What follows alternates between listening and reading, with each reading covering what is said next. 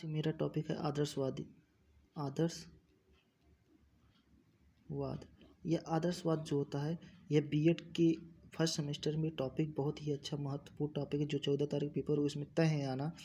तो आदर्शवाद को हम इंग्लिश में कहते हैं इसका अर्थ पहले देखते हैं। इसको अंग्रेजी में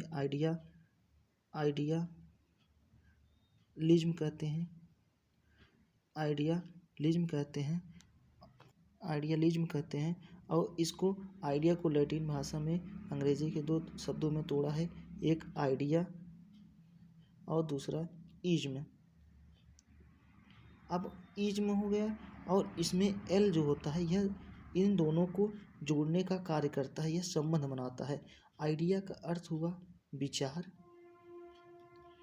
और इज्म का अर्थ हुआ विचार, इस इज्म का अर्थ हुआ वाद। अर्थात इन दोनों का आदर्शवाद का शाब्दिक अर्थ हुआ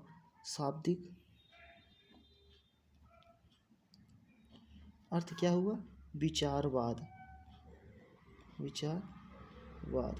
अब यह आपके मन में ये होगा कि आदर्शवाद का विकास किसने किया? आदर्शवाद का विकास आदर्शवाद जो दार्शनिक हैं सुकरात वह इनके शिष्य कौन? प्लेटो ने किया। यह हो गया इनका विकास किया। आदर्शवादी क्या था? आदर्शवादी जो है यह दार्शनिक विचारधारा है।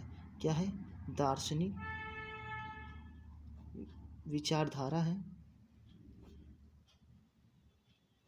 और क्या है?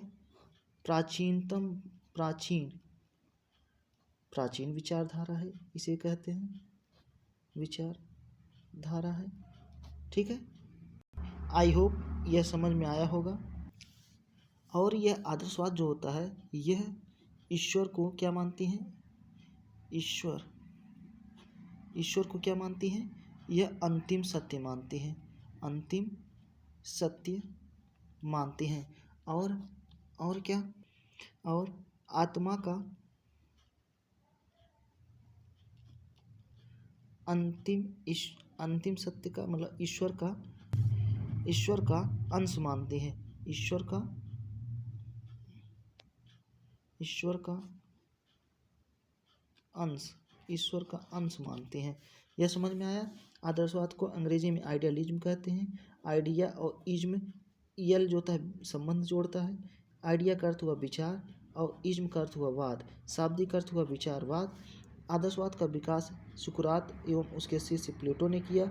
आदर्शवाद को यह ईश्वर का अंतिम सत्य मानते हैं और इसमें आत्मा को ईश्वर का अंश मानते हैं। आदर्शवाद दार्शनिक विचारधारा है और यह प्राचीन विचारधारा। अब आदर्शवाद की परिभाषा की ओर चलते हैं। तो आदर्शवाद की जो परिभाषा है एडम्स के अनुसार आदर्शवाद एक अथवा दूसरे के रूप में दर्शन के सामंत इतिहास में व्याप्त है। यह समझ में आया कि आदर्शवाद एक अथवा दूसरे के रूप में दर्शन के सामंत इतिहास में व्याप्त है, एडम्स ने कहा। वही रॉस ने कहा। रॉस के अनुसार आदर्शवाद के अनेक रूप हैं किंतु सबका सार यह है कि मन या आत्मा ही हो इस जगत का पदार्थ और मानसिक स्वरूप सत्य है।